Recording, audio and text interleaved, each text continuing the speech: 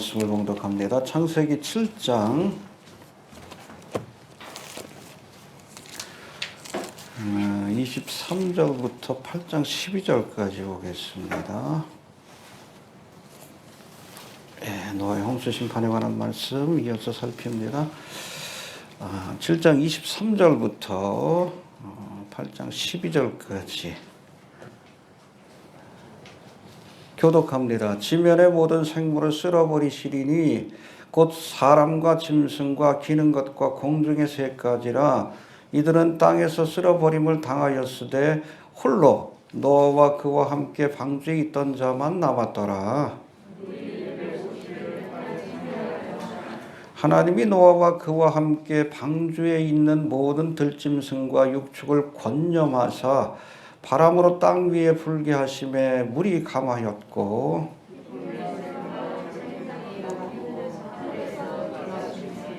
물이 땅에서 물러가고 점점 물러가서 150일 후에 감하고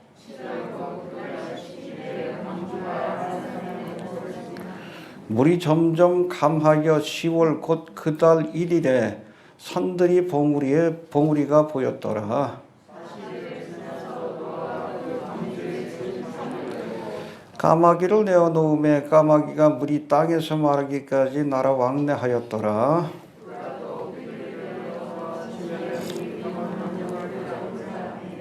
온 지면에 물이 있으므로 비둘기가 접촉할 곳을 찾지 못하고 방주로 돌아와 그에게로 오는지라. 그가 손을 내밀어 방주 속 자기에게로 받아들이고 저녁 때에 비둘기가 그에게로 돌아왔는데 그 입에 감람 새 잎사귀가 있는지라. 이에 노아가 땅에 물이 감한 줄 알았으며 비둘기를 내어놓음에 다시는 그에게로 돌아오지 아니하였더라. 아멘. 해봅시다. 접촉할 곳을 찾지 못하였다. 우리가 지난 시간엔 노아가 하나님이 자기에게 명하신 대로, 이게 굉장히 중요한 말씀이에요. 해봅시다. 하나님이 자기에게 명하신 대로 다 행하니라. 이게 믿음이에요. 알겠습니까? 명하신 대로 방주를 지으라 하실 때 방주를 지었고, 할렐루야. 어떻게? 명하신 대로. 내 생각대로 하면 안 돼. 우리 신앙생활도 명하신 대로 해야지. 말씀대로 해야지. 안 그럼 책임 안 져요? 열심히 믿고 지옥 갑니다. 아니, 좀 가끔 블로그에 보면 백신 못 맞으면 지옥 간다. 성경에 어디 그런 얘기가 있어. 이스라엘 사람들은 다 지옥 가겠네? 성경에는 뭐라고 돼 있어요? 7년 대환란의 기간 동안 민족적으로 회개한다고 그랬는데. 둘째 하나는 거짓말하며. 이 말씀에 비추어서 우리가 믿음 생활을 해야 돼요. 이런 말씀이란 반석 위에 명하신 대로 행해야지. 말씀이란 반석 위에 믿음을 지어야지. 내 생각과 판단과 인터넷에서 떠도는 정보, 여기에다 믿음을 세우면 안 돼. 왜 엉뚱한 짓거리들 해.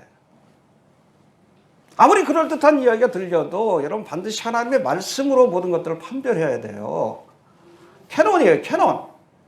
이게 기준이에요, 이게 기준. 아무리 그럴듯한 주장이 있어도 하나님 말씀을 가지고 딱 비춰봤을 때 아닌 건 아닌 거예요. 뭘 따라야 합니까? 하나님의 말씀, 명하신 대로 우리가 믿어야지. 명하신 대로 준행해야 합니다. 알기만 하면 안 돼. 방주 지어라. 알겠습니다. 그러고 안 하면 안 되잖아. 준행해야지. 행함이 없는 믿음은 준행하십시오. 자다가 깰 때가 되었다. 그럼 그 준행해야지. 장방성 같은 세상 나라가 아니라 하나님의 나라를 바라봐야 한다. 그럼 준행해야지. 지식적인 믿음은 귀신들도 갖고 있어요. 하나님이 한 분인 줄 믿느냐? 잘하는도다. 귀신들도 믿고 떠느니라. 지식적인 믿음은 있어. 말씀에 준행하지 않잖아. 이게 죽은 믿음이지. 그런 믿음을 어떻게 구원합니까? 또 준행하되 다 준행해야 돼. 해봅시다. 다 준행하였더라.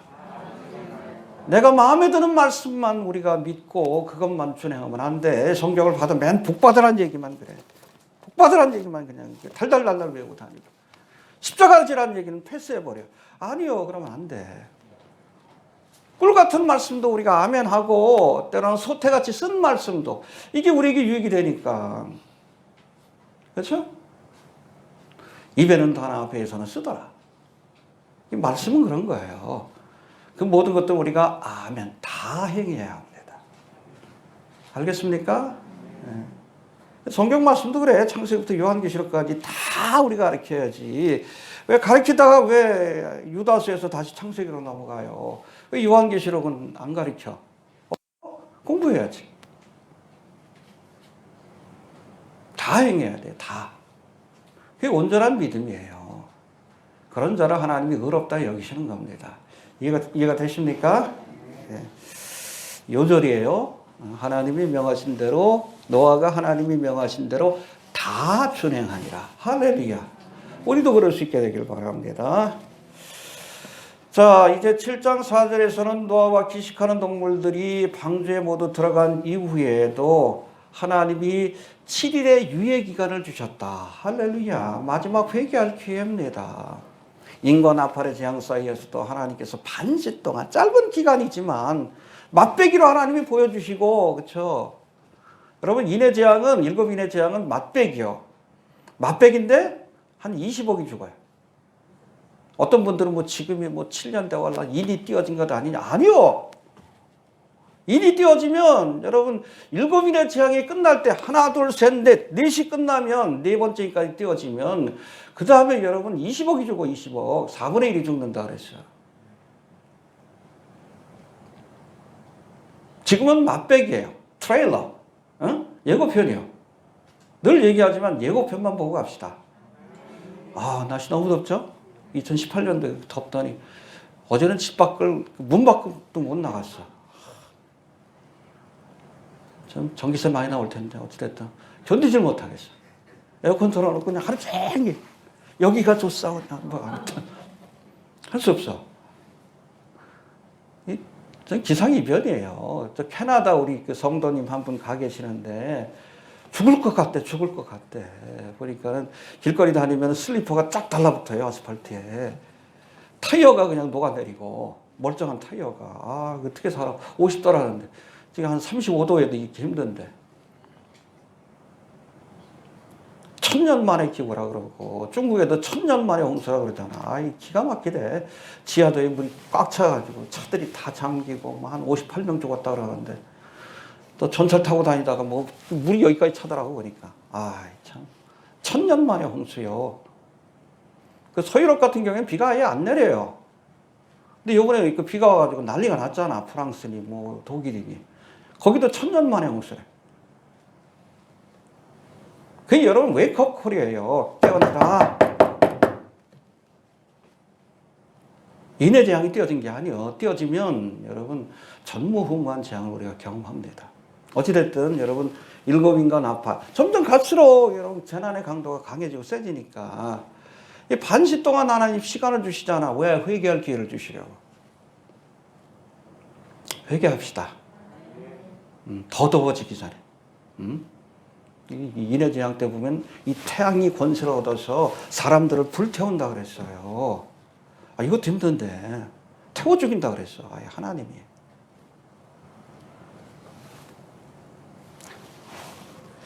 아무튼 시간을 주실 때 회개해야 합니다. 또 7장 16절에서는 또 하나님이 노아와 동물들을 방주에 들이신 후 그 방주의 문을 친히 닫아 주셨다. 할렐루야. 이 인봉하신 거예요. 인쳐 주신 겁니다. 지켜주시겠다. 인을 맞아야 합니다. 하나님의 인. 이 마지막 특별히 7년 대환란 때는 둘 중에 하나예요. 하나님의 인을 맞든지 짐승의 표를 받든지. 이 카라그마 인이라는 것은 소유의 표식이에요. 하나님의 인을 맞았다는 것은 우리가 하나님의 소유된 백성이다. 할렐루야. 그러니까 여러분 하나님이 계신 천국 가는 거예요. 그러나 짐승의 표를 받으면 누구에게? 루시퍼에게, 사탄 마귀에게, 짐승에게 속한 자다. 그러니까 이거 맞으면 지옥 가는 거예요. 그래서 여러분 7년 대환란 때 요한계시록 13장을 봐. 이 짐승의 표의 가장 여러분 전제 조건이 뭔가 하면 짐승에게 경배하는 거예요. 충성의 서약입니다. 그게 들어가야 사실은 짐승의 표가 그 온전한 기능을 할 수 있어요. 베리칩이 아마 그 기술로 쓰일 것 같은데, 그러나 베리칩만 가지고는 안 되고 그 전에 내가 짐승을 섬기겠다는 그런 서약을 해야 돼. 그런 과정이 필요해요. 입문 과정이 필요해. 일루미나티들도 입문 과정을 거치죠. 그 왜 거치게 하는지 아십니까? 그래야 사탄 마귀가 하나님에게 그 영혼을 내 것이라고 주장할 수 있어요. 스스로 선택을 했기 때문에 그 사람이. 우리에겐 자유의지가 있습니다. 그 과정을 꼭 거칩니다. 그렇지 않으면 애매해져.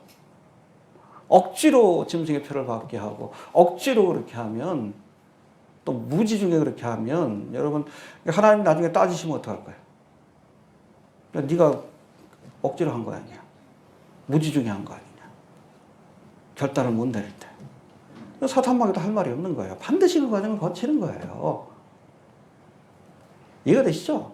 짐승의 표의 의미가 무엇인지.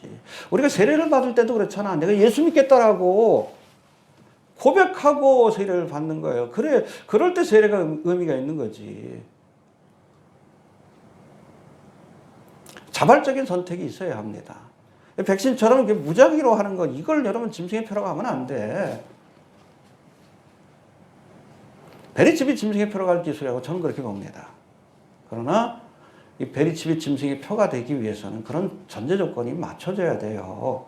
여러 가지 전제 조건들이 있는데 그 중에 하나가 영적으로 결단하는 것들이 필요해. 내가 자발적으로 짐승을 따르겠다는 그런 입문 과정이 필요합니다. 그래야 의미가 있기 때문에 그래요. 그거 안 하는 사람들은 다 죽이는 거예요. 하나님의 인을 맞아야 합니다. 네. 자, 이제는 이 시간, 지난 시간에 이어서 7장 23절부터 8장 12절까지 좀 내용이 좀 길어가지고 제가 좀 잘랐어요. 이 말씀을 통해 노아 용서 심판을 통해 주시는 교훈들을 계속해서 한번 생각해 봅니다. 먼저 23절, 7장 23절 먼저 봅시다. 시작.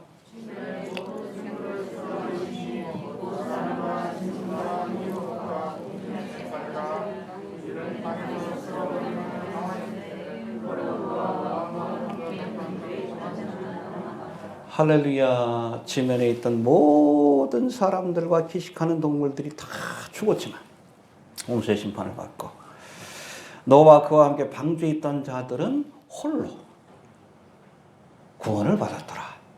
할렐루야. 이 홀로라는 단어가 영어로는 only예요. only. 방주 안에 머물러 있는 자들만 유일하게.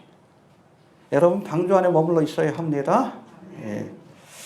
이 나무 상자 모양의 이 방주는 성막과 함께 누구를 상징합니까? 예수님을 상징해. 예수 안에 머물러 있어야, only Jesus, 오직 예수. 할렐루야. 예수 안에 머물러 있어야 우리가 구원을 받아요. 이 마지막 환난의 때에도. 이 바울의 서신 가운데 그리스도 안에 혹은 뭐 그리스도 예수 안에, 헬러는 엔크리스토스라고 되어 있는데 이런 용어들이 많이 사용되어 있어요. 그래서 이 엔크리스토스를 바울 신학을 이해하는 아주 핵심적인 단어라고 그렇게 설명을 합니다. 근데 엔크리스토 뭐 딴 거 아니에요. 예수 그리스도 안에 있는 자가 그리스도인이다. 할렐루야. 예수 그리스도 안에 있어야 우리가 구원을 받는다. 엔크리스토. 방주 안에 있어야 구원을 받는 것처럼 홀로 only예요. 방주 안에 있는 사람들만 구원 받았어. 예수 믿으십시오. 예. 그리스도 안에 있어야 우리가 구원을 받을 수 있는 거예요. Believe in Jesus. in이라고 표현하잖아. 예수 안에. 예수를 믿는 자들이 구원을 받는 겁니다. 해봅시다. 예수를 믿어야 구원을 받는다. 그래서 로마서 8장 1절 2절에 보니까 그러므로 이제 그리스도 예수 안에 있는 자에게는 결코 정죄함이 없나니 이는 그리스도 예수 안에 있는 생명의 성령의 법이 죄와 사망의 법에서 너를 해방하였기 때문이다. 할렐루야. 또 고린도후서 5장 17절에 보니까 그런즉 누구든지 그리스도 안에 있으면 새로운 피조물이라. 할렐루야. 이전 것은 지나갔으니 보라 새 것이 되었도다. 그리스도 안에 있어야 돼요. 예수 안에 머무시길 바랍니다. 뭐 뒤에도 설명하겠지만 방주 안에 있어야 돼. 들락날락하면 안 돼. 에? 까마귀처럼. 이해가 되십니까? 들락날락하면 안 돼요. 방주 안에 적어도 환란이 끝날 때까지는. 끝나고 나면 나가도 돼. 그러나 여러분 환란이 끝날 때까지는 방주 안에 머물러 있어야 합니다. 자, 그리고 24절 봅시다. 24절 시작. 예, 장일했다는 것은 가득 찼다는 거예요. 모든 산들을 다 덮을 만큼. 알겠습니까? 그래서 이 150일은 3, 5, 15, 5달이죠. 이 151일 동안 창일했다는 이 말씀에 대해서 어떤 학자들은 12절에 보니까 비가 1일 동안 내렸어요. 40일 동안 내리고 거기에 내리고 나서 150일 동안 창일했다. 그래서 190일로 계산하는 사람들이 있는데 그렇게 해서는 좀 문제가 돼요. 왜냐하면 8장 3절에 보니까 물이 150일 후에 감하였다. 이렇게 표현하고 있기 때문에 그렇습니다. 그러니까 이 150일의 기간 동안 비가 내린 40일도 포함되는 것으로 그렇게 이해를 해야 합니다. 190일이 아니라 150일. 그리고 150일 안에 비가 내린 40일도 포함된다. 그렇게 보는 것이 맞습니다.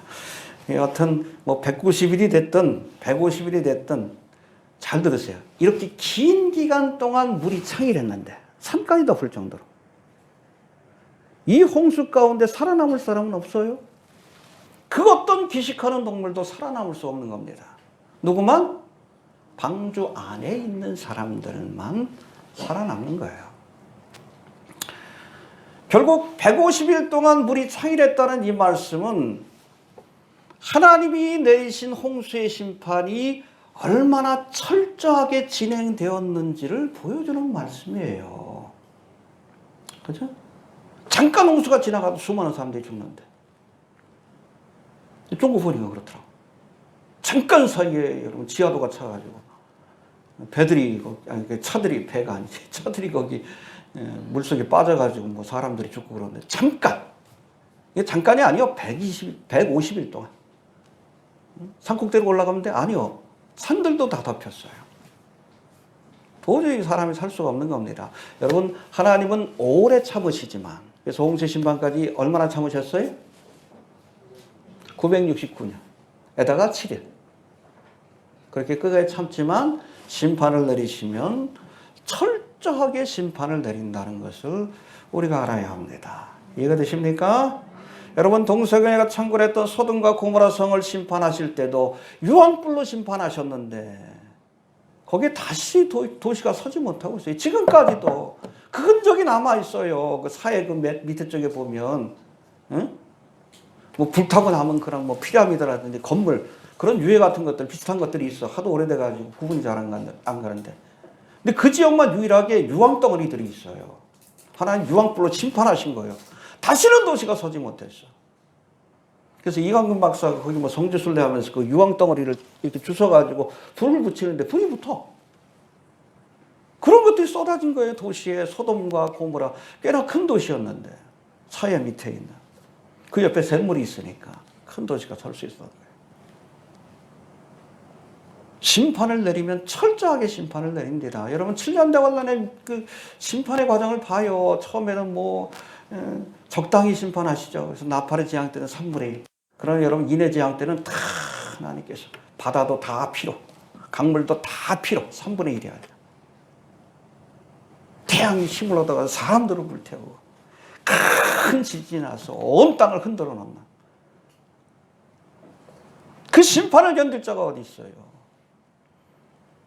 심판하기 전에 회개해야 하는 거예요. 은혜로 대하실 때, 심판으로 대하실 때가 아니라. 알겠습니까? 오랫동안 참으시지만 그러나 한 번 심판을 내리시면 150일 동안 장일하도록 한 사람도 기식하는 동물 하나도 살아남지 못하도록 철저하게 심판을 하신다는 것 우리가 기억할 수 있게 되기를 바랍니다. 자, 이제는 8장으로 넘어가서 물이 감하면서 일어났던 몇 가지 사건들이 소개되고 있는데 1절부터 12절까지를 한번 봅니다. 1절 말씀 한번 봅니다. 8장 1절 시작.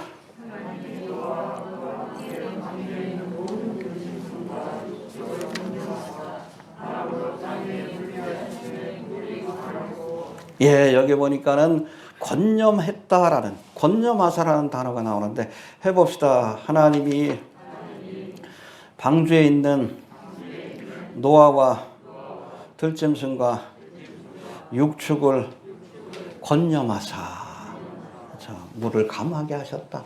할렐루야.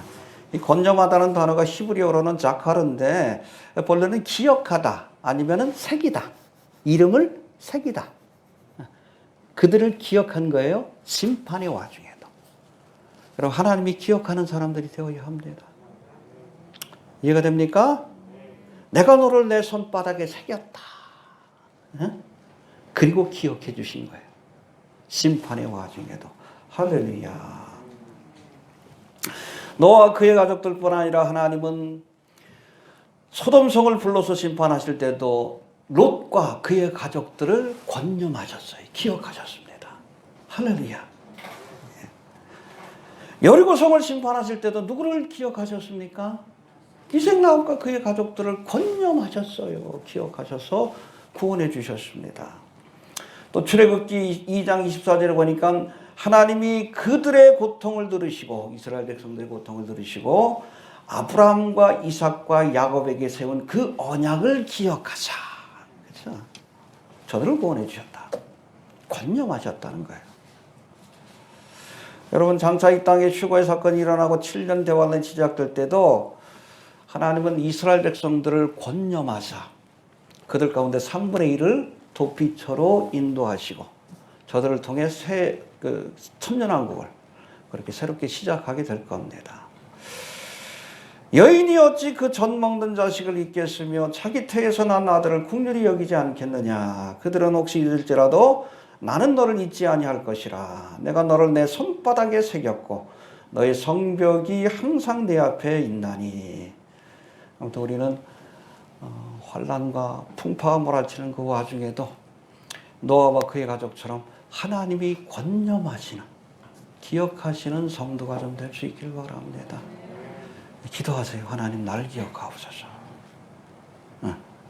나를 기억해 주옵소서. 알겠습니까? 기억 못하는 분들 남겨집니다. 하나님이 권념해 주옵소서. 기도하시길 바랍니다. 나를 불쌍히 여기사 나를 권념해 주옵소서. 나를 기억해 주옵소서. 기억하시는 자들은 다 구원해 주실 줄로 그렇게 믿습니다. 또 1절에 보니까 1절 다시 한번 봅시다. 시작.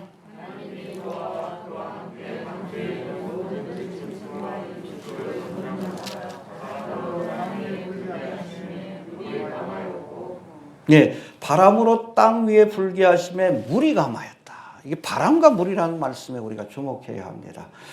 해봅시다. 바람으로 땅 위에 불게 하심에 물이 감하였다.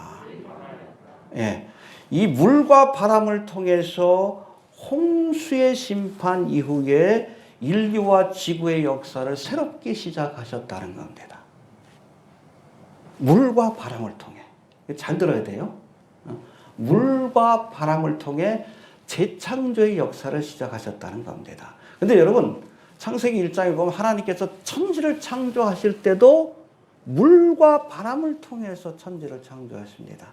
여기서의 바람을 성경 원어를 보면 루아흐예요. 성령입니다. 성령을 상징해요. 일반적인 바람이 아니에요. 루아흐.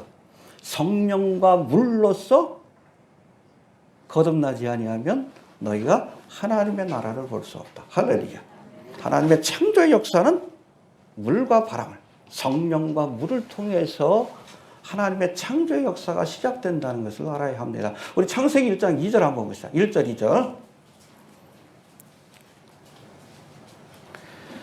시작. 태초에 하나님이 천지를 창조하시니라. 땅이 혼돈하고 공허하며 흑암이 깊음 위에 있고 하나님의 신은 수면 위에 운행하시니라. 그렇죠. 여기 신이가 루아흐예요. 하나님의 신. 하나님의 신이 수면 위에. 마치 물에 감싸여진 지구를 성령 하나님이 운행하시면서 마치 여러분 닭이 알을 품듯이 이렇게 운행하시면서 그렇게 창조의 역사가 시작되었다. 그러니까 물과 바람을 통해서 물과 성령을 통해서 하나님의 창조의 역사가 시작이 되었고 노아 홍수 심판 이후에도 물과 바람을 통해 하나님의 재창조의 역사가 시작이 되었고, 요한복음 3장 5절에서도 이 니고데모에게 예수님께서 중생의 도리에 대해서 설명할 때 뭐라고 했어요? 네가 물과 성령으로 거듭나지 아니하면 하나님의 나라를 볼 수 없다. 해봅시다. 물과 성령으로 거듭나야 합니다. 예. 물과 성령으로 우리가 그리스도 안에서 새로운 피조물로 거듭나지 아니하면 하나님이 지으신 하나님의 나라 천국을 들어갈 수 없다는 이야기예요. 우리가 성령으로 거듭난다는 건 이해가 됩니다. 그렇다면 그 물로 거듭난다는 게 뭘까요?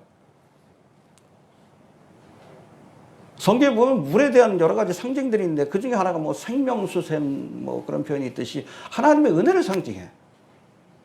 근데 요한복음 3장 5절에서의 물은 은혜를 상징하는 것이라고 볼 수 없어요. 노아의 홍수 심판 때 사용되었던 물처럼 죄를 씻는 회개입니다. 회개의 세례예요. 회개하고 성령으로 거듭나야 우리가 하나님의 나라에 들어가는 새로운 피조물이 될 수 있다는 이야기입니다.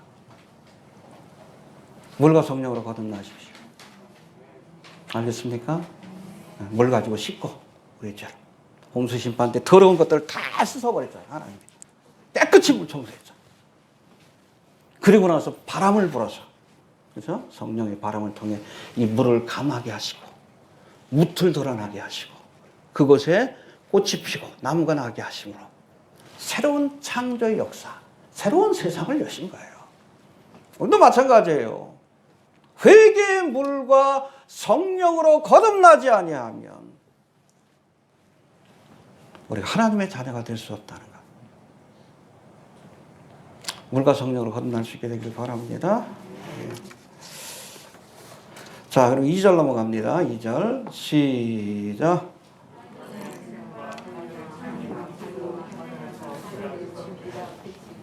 예, 홍수의 시작을 알릴 때 등장했던 깊은 샘과 하늘의 창들이라는 말씀이 여기 다시 등장하는데, 이것은 홍수의 근원이 현재 우리가 알고 있는 구름과 비가 아니라 홍수 심판 이전의 지구 생태계가 깊음의 샘과 궁창 위의 물이었다는 사실을 다시 한번 확인해 주는 겁니다. 이게 비가 많이 온다고 해도 그렇잖아요. 천하의 산이 잠길 정도로 많은 물이 쏟아질 수가 없는 거예요. 하늘의 창이 열린 겁니다. 그리고 밑에서는 깊은 샘이 열려가지고. 그랬던 물들이 어떻게 됐어? 이제 깊은 샘에서 올라왔던 물들은 다시 깊은 샘으로 들어가고. 그렇죠? 그 위에 지각 변동이 일어나니까 바다가 평평했다가 깊어지면, 그렇죠? 산도 높아지면 물그릇이 커지니까 거기 담긴 거고, 일부는 어떻게 빙하로 남아가지고 지금의 생태계가 된 거예요. 여러분, 노아의 홍수 이전의 생태계와 지금의 생태계는 완전히 다릅니다. 이때는 여러분 하늘에 창이 있었어요. 캐노피라고 해가지고 물로 온 지구를 감쌌습니다. 하나님이 보호해 주신 거예요. 마치 양수 속에 있는 아이들처럼 하나님이 이 지구를 보호해 주셨어요. 지구의 생태계를. 그러니까 그 당시에는 여러분 사람이 거의 1000년까지 살고, 공룡 같은 큰 동물들이, 큰 나무나 뭐 이런 것들이 번성할 수 있었던 이유가 그거예요. 그래서 성지순례 갔을 때 그 와디럼에 가보면 아주 큰 바위산들이 있는데 그런 전설이 있대요. 이게 원래는 바위였다고, 나무였다고. 큰 산이에요. 근데 그거 보면은 진짜 나무 같아. 그렇게 놓고 보면 나무 같아. 제가 있던 숙소에도 그랬는데 큰 돌, 그 나무 밑동처럼 이렇게 보여요. 노아의 홍수 이전에 이런 울창한 숲들이 있고 거기에 커다란 여러분 짐승들이 살지 않았을까, 그렇게 보는 겁니다. 아무튼 노아의 홍수 이전의 생태계와 지금의 생태계는 완전히 달라졌다. 알겠습니까? 그러니까 보이지 않던 여러분 무지개도 보이기 시작한 거고, 사계절이 나타나기 시작한 거고, 그때는 다 따뜻했는데 추위와 더위가 이렇게 반복되는 척박한 세상으로 바뀌게 되었다. 그렇게 보시면 됩니다. 알겠습니까? 그래서 생태계 파괴의 주범은 누구라고요? 우리가 아니에요. 하나님이십니다. 이걸로 끝난 게 아니에요. 7 인간 나팔 같은 대접의 재앙으로 다 때려부십니다. 그래서 장망성이라고 그러는 거예요. 그러고 나서 리모델링해서 시작하는 것이 바로 천년왕국이에요. 아마 에덴 동산과 같은 환경이 펼쳐지게 될 거예요. 물층이 다시 등장할 수도 있어요. 자세한 언급은 없지만. 이해가 되시죠? 자꾸 그냥 뭐 기후변화, 뭐 인간의 활동으로 인해서 소를 키워가지고 소가 방구 껴가지고선 뭐 온도가 올라간다. 웃기는 소리 하지 말라 그래. 태양의 활동이 주기적으로 높아졌다가 낮아졌다 해요. 지금 높아질 때니까 이렇게 된 거지. 자꾸 사람들 속이려고 그러지. 통제의 수단으로 삼으려고 하는 거예요.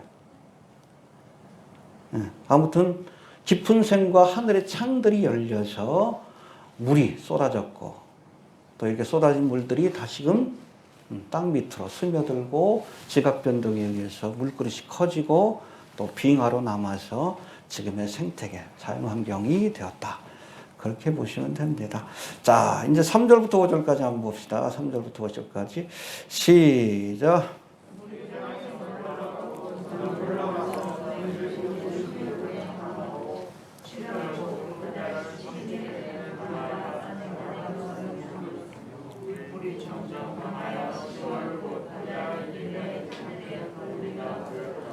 예, 홍수의 심판이 이렇게 진행되는 과정을 하나하나씩 정확하게 기록하고 있어요. 150일 후에 감하고 노아가 그것을 기록한 겁니다. 그 7월 곧 그달 17일에 방주가 아라낫산에 머문 그 장소까지 정확하게 기록하고 있고 물이 점점 감하여 10월 곧 그달 10월 1일에 산들의 봉우리가 보였더라. 역사적인 기록이에요. 설화가 아닙니다. 뭐 길가메시 설화라든지 뭐 전 세계에 보면은 홍수 설화가 있어. 근데 그 홍수 설화들은 막연해. 구체적인 언급이 없어요.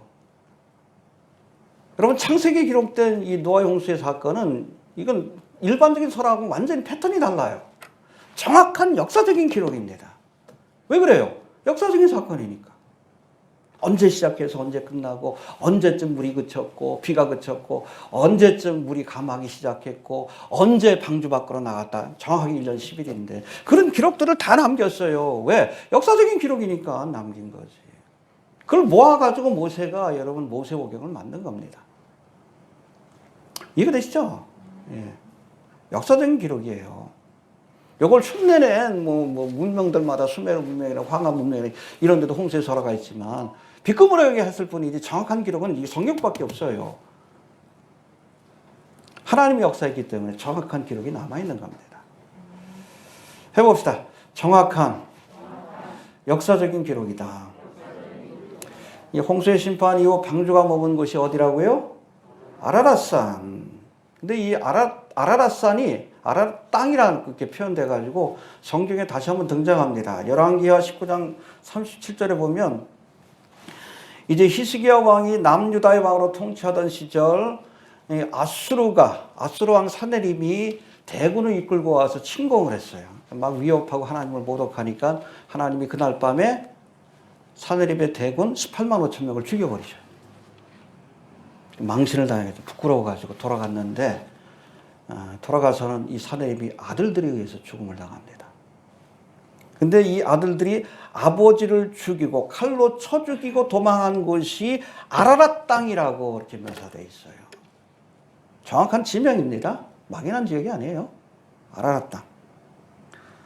이 아라랏 땅은 그 옛날 유브라데스 강과 티그리스 강의 상류, 수원지가 있는 곳이에요. 수원지가 있는 곳인데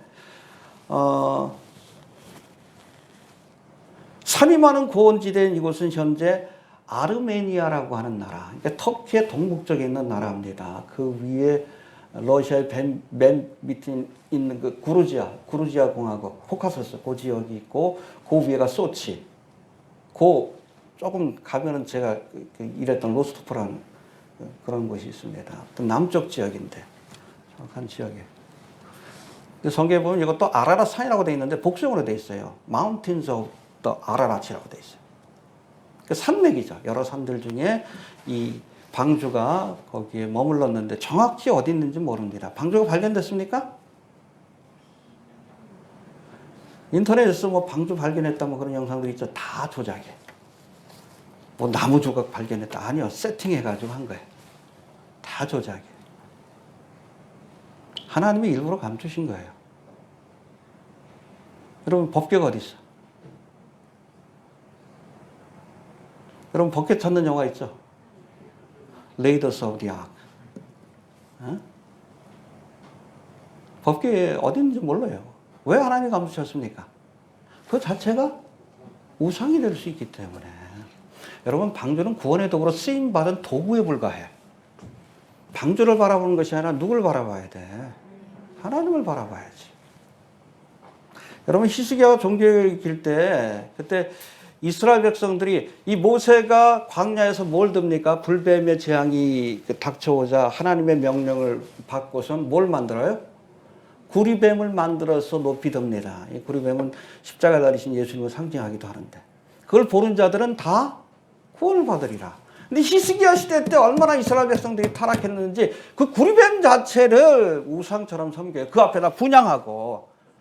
이 히스기야가 어떻게 합니까? 그거 다 두들겨 부셔가지고 뭐라고 해? 누수다. 노조각에 불과하다. 그걸 바라보면 안 된다는 거예요. 그 구리뱀을 통해서 역사하신 하나님을 바라봐야지. 해봅시다. 도구가 아니라 도구를 사용하신 하나님을 바라봐야 한다. 그래서 노아의 방주의 흔적도 하나님이 지금 다 사라지게 했다라고 저는 봐요.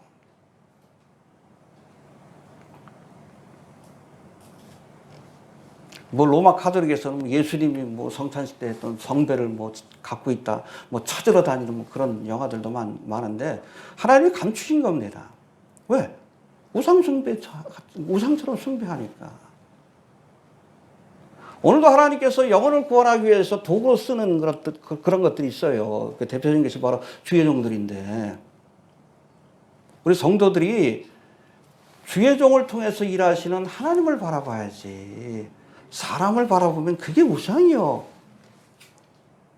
그게 노수단이에요. 하나님 쓰시는 여러분 주의 종은 노수단이요. 노 조각에 불과한 것이고 나무 조각에 불과한 거예요. 방주는 여러분 나무 조각에 불과한 것이고 구리뱀은 노 조각에 불과한 것이. 그것을 통해 역사하시는 하나님을 바라봐야지. 사람을 바라보면 안 돼. 어떤 교회는 아예 그냥 교회 자체가 우상이 돼. 예? 기왕이면 큰 교회. 여기 인천 지역에서도 그래. 그 유명한 큰 교회 있어. 구체적으로 얘기는 안 하지만. 학교도 뭐 초등학교보다 대학교가 낫듯이 큰 교회가 낫다고. 그러고선 그냥 총동원 주일한다 그러면서 사람들 다 끌고 가.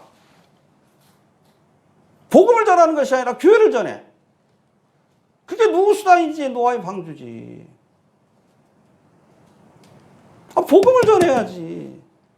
그리고 이 양들 도적질 해놓고선 뭐 부흥했다라고 좋아하고. 하나님 기뻐하실까?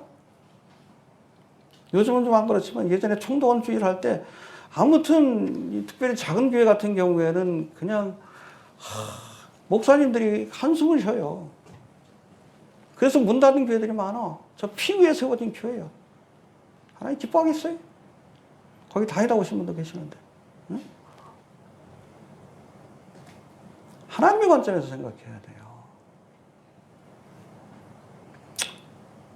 여러분 구리뱀과 방주는 노수단입니다. 그냥 나무 조각이고 노 조각에 불과한 거예요. 그걸 바라보지 마시고 그걸 통해 역사하신 누구? 하나님을 바라보시길 바랍니다. 목사 바라보면 안 돼요. 그를 통해서 일하실 하나님을 바라봐야지. 자, 그리고 4절 다시 한번 봅시다. 4절 시작.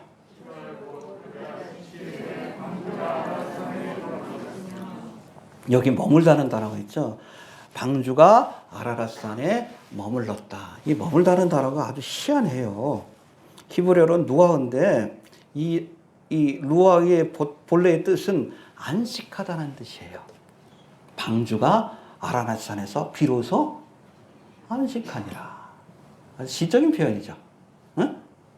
1년 10일 동안 그 안에 있는 노아와 기식하는 동물들을 보호하는 사명을 마치고 비로소 아라랏산에서 안식했더라. 아주 시적인 표현이죠. 근데 사실 뭐 방주가 안식한 게 아니죠. 누가 안식한 거예요? 하나님이 안식하신 거예요. 그렇죠? 1년 10일 동안. 그렇잖아요. 저들을 보호하기 위해서 하나님께서 열심히 일하신 거예요. 파도가 몰아칠 때 지켜주시고, 바람이 불 때 지켜주시고, 저들을 구원하시기 위해서. 그리고 비로소 아라랏산 안전한 곳에 이 방주가 도착했을 때 하나님이 할렐루야. 여러분 요한복음 5장에 보면 예수님이 어느 날 안식일에 병든 자를 고치셔요. 베데스다 연못에서 38년 된 병자를 고칩니다. 근데 그것을 유대인들, 바리새인 서기관들이겠지. 보고서 막 비판합니다. 왜 안식일에 와서 그렇게 안식일 날 병든 자를 고치냐고. 그때 예수님이 뭐라고 해요? 응? 내 아버지께서 일하시니 나도 일한다. 할렐루야. 하나님이 쉬지를 못하시는 거예요. 왜? 죽어가는 영혼들을 살리시기 위해서 지금도 일하시는 거예요. 365일. 이해가 되십니까? 언제까지? 방주가 아라랏산에 머물 때까지. 구원의 사역이 마쳐지는 그날까지 쉬지 않고 일하시는 겁니다. 우리도 그래야 합니다. 아라랏산에 머물 때 비로소 온 인류를 구원하신 이 천년왕국까지 끝나야지. 그 사역이 마쳐질 때 비로소 구속받은 백성들과 함께 하나님의 나라에서 하나님이 안식하시게 될 겁니다. 할렐루야. 예. 아무튼 우리도 그날까지 열심히 죽어가는 영혼들을 살리기 위해서 애쓸 수 있게 되길 바랍니다. 예. 그 다음에 6절, 7절 한번 봅시다. 6절, 7절. 시작.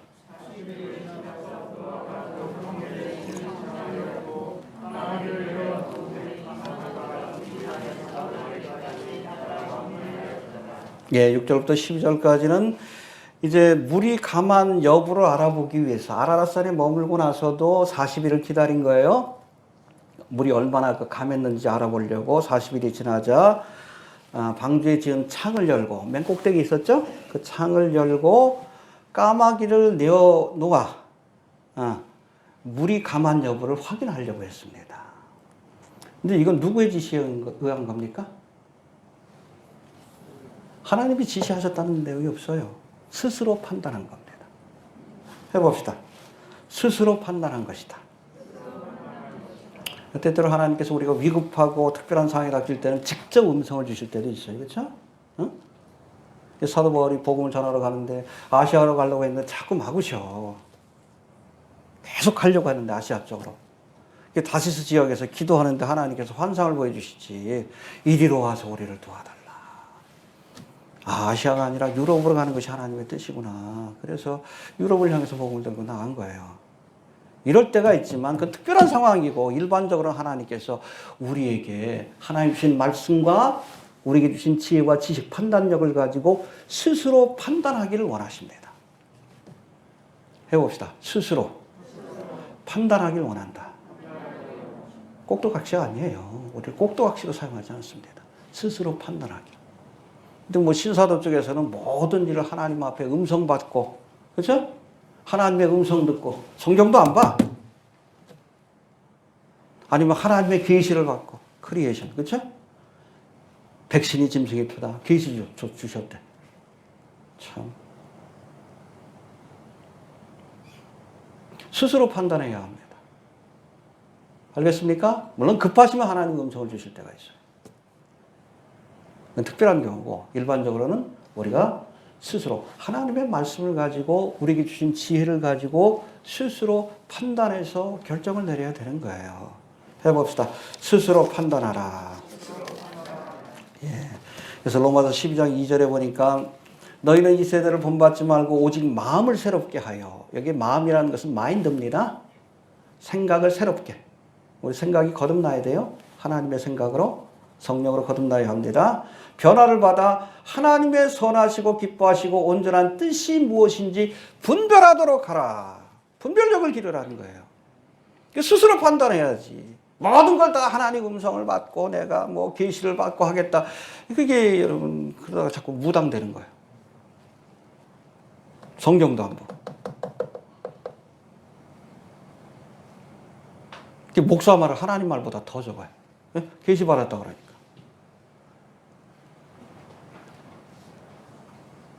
미혹의 영이 역사하는 거지. 스스로 판별할 수 있게 되길 바랍니다. 노아가 그렇게 한 겁니다. 이건 지시받게 한 게 아니에요. 까마귀를 내어보내고 또 비둘기를 내어보내는 거 상식적으로 판단할 수 있잖아요. 스스로 판단하여 결정을 해야 할 일은 또 그렇게 해야 하는 겁니다. 자, 두 번째는 노아가 물이 감한 여부를 알아보기 위해 뭐를 내보냈어요? 첫 번째, 까마귀. 여러분, 까마귀는 부정한 동물입니다. 잘 들으세요. 때때로 부정한 동물이라 할지라도 하나님께 쓰임받을 수 있다. 열왕기상 17장에 보면 이 까마귀가 하나님의 명령으로 이 엘리야 선지자가 북이스라엘 땅에 3년 반 동안 기근이 있을 것이라고 선포하자. 기근이 닥치니까 엘리야 자신도 먹을 걸 구할 수가 없어. 그때 하나님께서 누구를 통해서? 까마귀를 통해서 고기와 빵을 공개하셨어요. 그리시네가에서 물은 거기서 먹고. 부정한 동물도 하나님께서 쓰실 때가 있습니다. 해봅시다. 부정한 동물도 사용하실 때가 있다. 알겠습니까? 예. 그리고 8절 9절 한번 봅시다. 시작.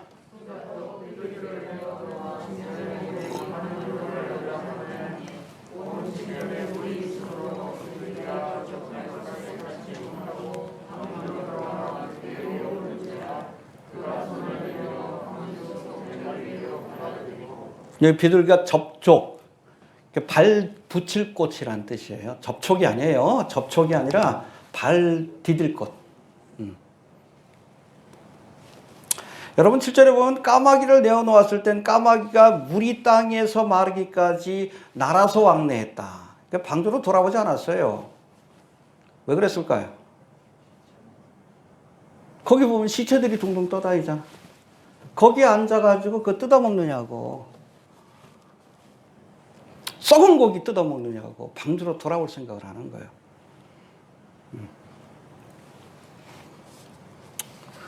여러분, 방주를 떠난 까마귀가 돌아오지 않은 것은 부정한 동물인 까마귀의 한계입니다. 잘 들으세요. 부정한 자라도 한때 하나님께서 붙들어서 하나님이 사용하시는 도구로 쓰임받을 수 있어요. 그러나 잘 들으세요. 그 죄의 본성이 바뀌지 않느나 하나님 앞에 쓰임받는데 한계가 있다는 것을 알아야 합니다. 해봅시다. 부정한 자라도 쓰임받을 수 있지만 그 본성이 바뀌지 않으면 쓰임받는데 한계가 있다. 그래서 쓰임받다가도 떠다니는 시체를 보고 흥분한 거야. 다 내가 먹을 거. 그 주워 먹느냐고 돌아갈 생각도 안 하는 거예요. 방주로 돌아가야지, 믿음의 방주로. 세상일락에 취해가지고, 그렇죠? 세상이 주는 썩은 고기에 취해가지고 돌아갈 생각도 안 해. 그런 사람들 많아요. 한때 믿음 생활 하다가. 여러분, 옥중서신인 디모데후서 4장 10절에서 사도 바울이 이런 고백을 합니다. 대만은 이 세상을 사랑하여 나를 버리고 데살로니가로 갔다. 이 대만은 사도 바울의 동역자입니다. 이 디모데후서 이거 쓰고 나서 사실은 목이 달려 순교했거든요. 바울이 어려운 처지에 처하고 또 순교할 시간이 가까우니까 이 대마가 두려워진 거지. 나도 죽을까 봐. 그리고 세상적인 이익을 얻기 위해서 세상을 사랑함으로 데살로니가 그것으로 떠나버린 겁니다. 그런 사람들이 얼마나 많아. 까마귀야, 까마귀 신자, 까마귀 신자.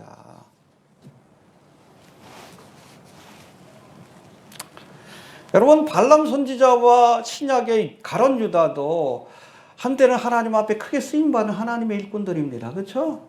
응? 발람은 선지자로서, 또 가룟 유다는 12제자 가운데 하나로서 쓰임받았어. 근데 결정적인 순간에 이 썩은 고기 때문에, 세상에 대한 욕심 때문에 믿음의 방주에서 떠나간 자들이에요. 이게 까마귀들이요. 까마귀 신자 되지 맙시다. 이해되십니까? 엊그제 보니까 뭐 최재형, 그 야당의 뭐 감사원장 출신인데, 이 양반이 뭐 태극기 부대가 그렇게 좋아해. 특별히 그 기독교인들이 신앙 좋다고.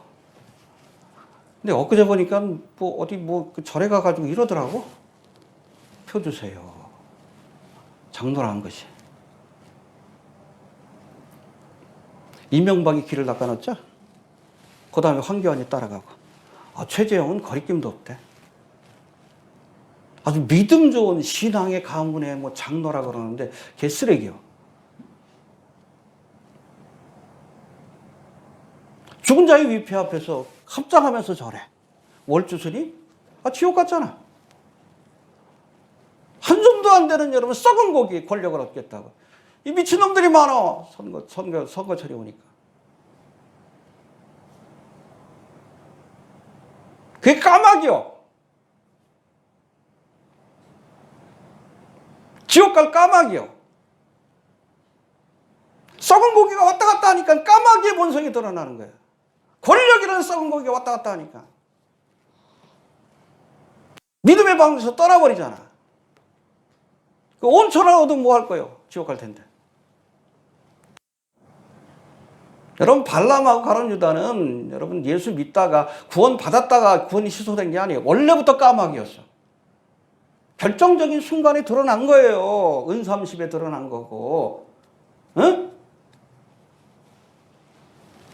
대통령 자리가 왔다 갔다 하니까 그때 드러나는 거 아니에요. 까마귀의 본성이. 거듭나지 않은 사람들이요.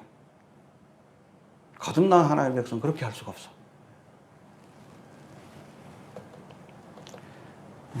참, 한국 교수들이 그래요. 어?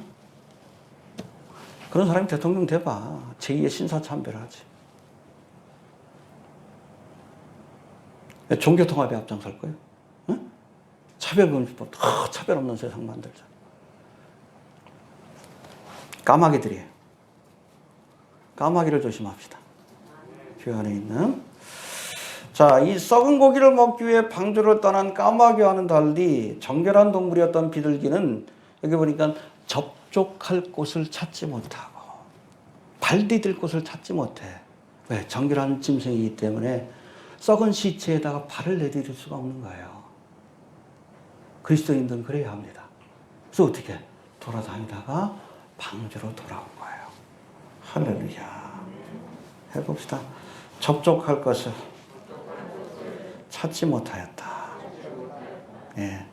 여러분 참단 하나님의 사람들이라면 썩은 냄새가 진동하는 세상에 마음을 둘 수 없다는 겁니다. 세상 일락에 취해 산다면 그건 까마귀예요. 비둘기가 아니라 까마귀 신자예요. 복음서가에도 그런 게 죄 많은 이 세상은 내 집안이네. 내 모든 보화는 저 하늘에 있네. 저 천국문을 열고 나를 부르네. 나는 이 세상에 정들 수 없다다. 그게 여러분 진짜 그리스도인들의 믿음이고 신앙의 고백이에요. 아직도 세상이 좋다면, 세상이 주는 저 썩은 고기들이 좋다면, 돈과 명예가 권세가 좋다면 내가 혹시 까마귀가 아닌지 스스로를 돌아봐야 돼. 비둘기 신자가 됩시다. 진정한 그리스도인들은 여러분 이 썩은 고기에 마음을 두지 않아요. 자, 그리고 계속해서 우리 10절부터 12절까지 봅시다. 시작.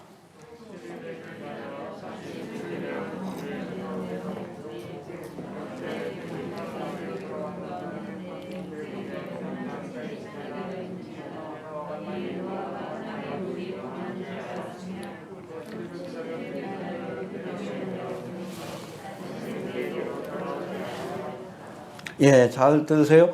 첫 번째 내보낸 비둘기는 접촉할 곳을 찾지 못해. 아직 뭐 물이 이렇게 빠지지 않았으니까 방주로 다시 돌아왔습니다. 예, 여러분 그리스도인들이 해야 될 첫 번째 사명은 신앙의 정죄를 지키는 거예요. 그리고 두 번째 내보낸 비둘기는 그 입에 감람 새 잎사귀를 물고 오므로 방주 밖에서 물이 감하고 있다는 굿뉴스, 기쁜 소식을 전해준 거예요. 이것이 그리스도인들이 해야 될 두 번째 사명입니다. 할렐루야. 해봅시다. 신앙의 정절을 지키고 복음의 소식을 전해야 한다. 할렐루야. 이해가 됩니까? 우리 열왕기하 7장을 보면 이제 사마리아 성을 아람 군대가 포위하고 오랜 기간이 지나니까 식량이 떨어져가지고 자식을 잡아먹는 그냥 기가 막힌 일들이 벌어져. 그때 여러분 성문 어귀에서 뭐 안에 들어가지 못하니까 문둥병자, 이 문둥병자들이 거기 있다가 야 여기서 굶어 죽느니 차라리 아람 군대에게 가서 구걸이나 좀 해보자. 갔는데 보니까 아람 군대가 다 사라지고 거기에 식량과 부화가 남아있는 걸 봤어요. 그러니까 뭐 음식을 먹고 그냥 금은 부화를 숨겨두다가 문득 생각난 거예요. 성 안에 있는 사람들 지금 굶어 죽고 있잖아. 자식까지 잡아먹고 있는데. 그 뭐라고 고백합니까? 오늘날은 아름다운 소식이 있는 날이 오늘. 할렐루야. 이 굿뉴스 복음이에요.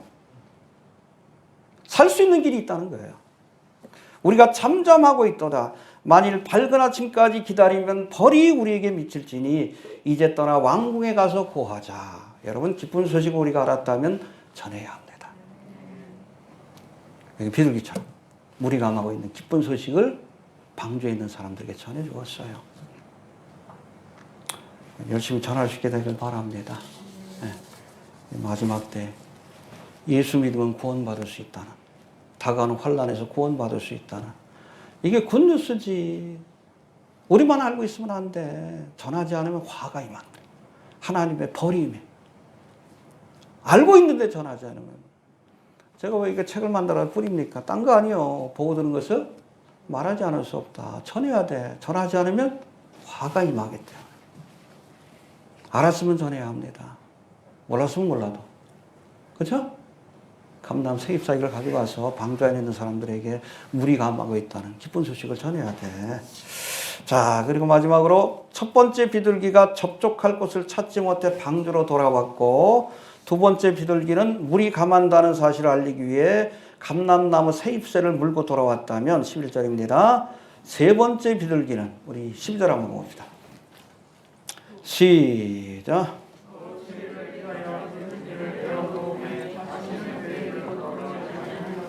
예, 다시 돌아오지 않았어요. 새로운 하나님이 펼쳐주신 새로운 세상으로 나아가는 모습을 보여주었습니다. 여러분 까마귀가 돌아오지 않은 것하고 완전히 달라요. 까마귀는 그냥 썩고기 먹느라고 안 돌아온 거고, 이 세 번째 비둘기는 하나님께서 이제 모든 물들을 감하시고 새로운 세상을 펼쳐주셨다는 것을 보여주기 위해서 돌아오지 않은 겁니다. 그 사건을 통해 방주 안에 있는 사람들이 용기를 준 거예요. 새로운 세상이 펼쳐졌다. 용기를 내서 방주의 문을 열고 나와라. 할렐루야. 믿습니까? 여러분, 우리 그리스도인들이, 하나님의 백성들이 첫 번째는 정결함을 지켜야 합니다. 첫 번째 비둘기처럼. 또 두 번째는 열심히 기쁜 소식을 전해야 합니다. 그리고 마지막으로 우리가 해야 할 사명은, 우리가 이 세상을 떠날 때 하나님을 믿는 자들에게는 하나님이 예비하신 새로운 세상이 있다는 사실을 알려주고 떠나는 겁니다. 할렐루야. 하나님의 나라가 있다는 사실을 알려주십시오. 특별히 여러분, 비둘기가 방주를 떠남으로 새로운 세상이 시작되었음을 알려준 것처럼, 특별히 주의 오심이 임박한 이 마지막 때를 사는 성도들은 우리도 떠나야 합니다. 휴거의 사건을 통해서 믿는 자에게는 하나님이 예비하신 천국의 소망이 있다는 사실을 알려주시길 바랍니다. 이게 세 번째 마지막 사명이에요. 알겠습니까? 휴거돼야 돼. 여러분들이 요나의 표적이 돼야 돼. 믿는 자에게는 죽음으로 끝나는 것이 아니라 그 너머에 하나님이 예비하신 새로운 세상이 있다는 것을 보여줘야 돼. 휴거되시길 바랍니다. 제가 책을 이렇게 나눠드리면서 그러잖아요. 꼭 먼저 읽어보시고 옆에 분한테 전해줄 때는 내가 사라지면 읽어보라고. 사라지셔야 합니다. 세 번째 비둘기처럼 남아있으면 안 돼? 응? 남아가지고 줬던 책 도로 뺏으면 안 돼요? 떠나가는 게 마지막 사명이에요. 새로운 세상에 대한 소망을 알려주면서 떠나가는 것. 휴거되십시오. 이게 세 번째 비둘기가 했던 마지막 사명이고, 특별히 마지막 때를 사는 우리 성도들이 해야 될 그런 마지막 사명이에요. 그걸 봐야, 그죠? 그걸 봐야, 여러분들이 휴거되는 모습을 봐야, left behind, 남겨진 사람들이 끝까지 짐승의 표를 거부하고 목숨 걸고 예수를 믿게 되는 거예요. 표적이 되시길 바랍니다. 세 번째 비둘기처럼 우리에게는 영원한 하나님의 새로운 세상, 예비하신 천국이 있다는 사실을 우리가 보여주고 떠날 수 있는 우리 휴거의 표적을 남기는 성도가 좀 될 수 있길 바랍니다. 예. 정리합니다. 세상이 홍수의 심판으로 멸망의 길을 가도 여러분 방주 안에 크리스토스 그리스도 안에 머무는 자는 구원을 얻으리라. 할렐루야. 하나님은 심판의 와중에도 방주에 있는 자들을 구원하시기 위해서 일하셨습니다. 1년 10일 동안. 지금도 일하십니다. 언제까지? 구원할 자들을 다 구원하실 때까지 안식하지 아니하시고 일하십니다. 우리도 열심히 일합시다. 방주에 창을 열고 까마귀를 내보냈을 때 까마귀는 썩은 고기를 먹기 위해 방주에 돌아오지 않았습니다. 까마귀 신자가 되지 맙시다. 응? 썩은 고기 때문에 방주를 떠나는, 믿음의 자리를 떠나는 이 가룟 유다 같은 까마귀 신자가 되면 안 됩니다. 그러나 정결한 세인 비둘기는 접촉할 곳을 찾지 못해 다시 돌아왔고, 이후로 내보낸 두 번째 비둘기는 물이 감하고 있다는 기쁜 소식을 전하기 위해 감람나무 새 잎을 입에 물고 돌아왔고, 마지막 비둘기는 하나님이 펼쳐진 새로운 세상으로 날아가므로 방주 안에 있던 자들이 용기를 내서 이런 새로운 세상, 하나님이 예비하신 새로운 세상을 향해 발걸음을 내딛도록 소망과 용기를 주었습니다. 할렐루야. 이 환란이 임박한 이 마지막 때를 사는 우리들도 이 비둘기처럼 신앙의 정절을 지키고 기쁜 소식을 전하는 복음 전파의 사명을 감당하다가 마지막에 우리가 휴거의 사건에 참여함으로 할렐루야. 예. 믿음을 가진 성도들에게는 하나님이 예비하신 천국이 있다는 사실을 알려주는 그런 사명자가 좀 될 수 있기를 바랍니다. 알겠습니까? 예, 우리 주신 말씀을 들고 기도합시다. 하나님 은혜를 감사합니다. 마지막 때는 노아의 때와 같을 것이라고 말씀하셨는데 오늘도 귀한 말씀